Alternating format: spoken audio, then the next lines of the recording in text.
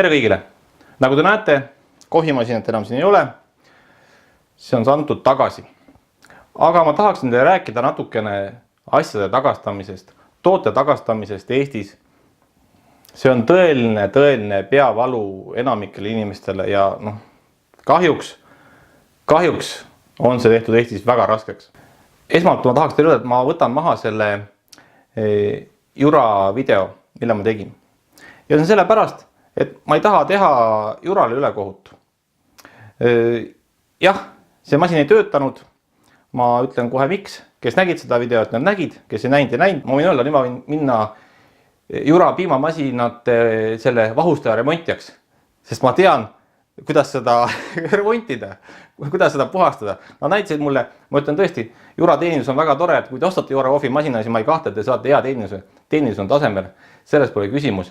Aga ütleme nii, et antud masin oli tehases natukene õnnetult kokku pandud ja kuna ma tõesti ei julenud seda masinat rohkem survestada kui nii palju, kui ta läbi hakkas painduma ja ei teadnud, tuleb näpud taha panna ja veel kõvemini suruda, siis ta ei olnud õieti koos. Ja ma juhendis seda välja lugenud, nii et ma ei tunne küll ennast süüdi, et ma olen nagu idioot. Aga oleks ebaaus jätta see video üles ja öelda, et Jura ei tee piimavahtu. Jah, ta tegi seal piimavahtu pärast seda. Aga see on kõrvaline asi. Ma sellest, miks mulle meeldib see masin, mitte Jura masin, ma teen eraldi video, nii-öelda võrdlusvideo või mis iganes video, eks ma siis vaatan. Toote tagastamine, see värk on ikka väga-väga valus. Ühesõnaga, masin läks tagasi, sellega on kõik okei. Seda võeti tagasi.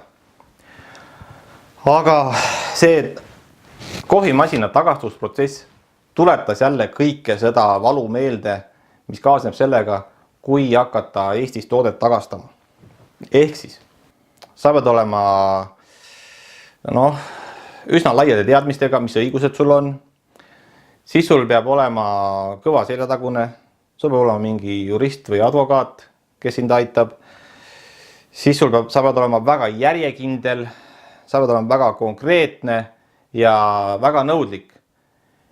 Ja siis võib-olla sul õnnestub tagastada toode, mida sa oled pakist lahti võtnud ja teinud peale rohkem kui näpuheled, mida saad maha pühkida. Võib-olla saad sellise toote tagasi anda, aga ka see ei ole kindel. Sest et Eesti seadused on täitsa sakivad. Lihtsalt öeldes sakivad. Ja e-pood, isegi kui see on nii-öelda firma ametlik pood, see on nagu oleks helistanud Aafrikasse või Indiasse ja kui lähed poodi, ütled, ostid e-poest, siis on, et ei, te minge sinna Aafrikasse. Meil ei ole sellega midagi pistmist. Ja see on omaette teema muidugi veel. Ühesõnaga, kuhu ma tahan oma jutuga jõuda?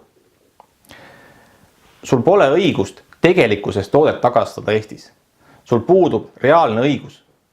Sul on nagu kaudne õigus, aga see ei ole nagu päris tagastusõigus, vaid see on mingi siuke pooletoobine tagastusõigus.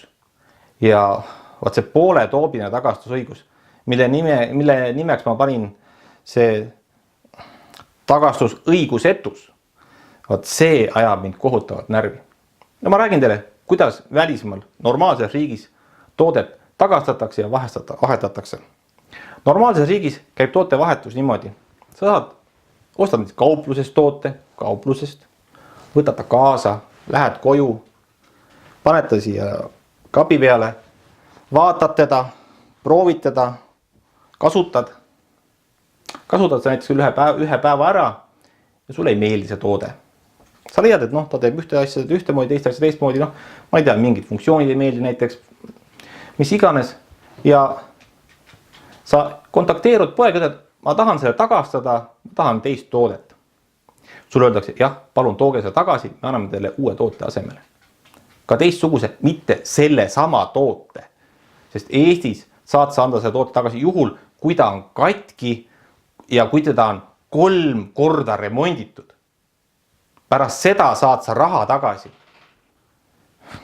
Ma praegu ei tsiteeri seda tarbijakaitse seadust peast ja ma ei lugenud teda praegu uuesti üle. Meile tuletuseks, et ma võib-olla eksin milleski, aga suures piires on nii, et niipea kui sa Eestis ostad toote, nii see on sinu oma. Veel enam, kui sa seda kasutasid, siis tagastusõigus unustada sisuliselt ära. Sa pead ikka olema pain in the ass neil, et sa saaksid oma kasutamata, tegelikkuses kasutamata toote, mis sa lihtsalt proovisid ja veendusid, et see ei sobi sulle tagasi anda. See on iga kord, see on tohutult halb kogemus. Viimne kui üks kord Eestis on see olnud mul halb kogemus. Kahjuks.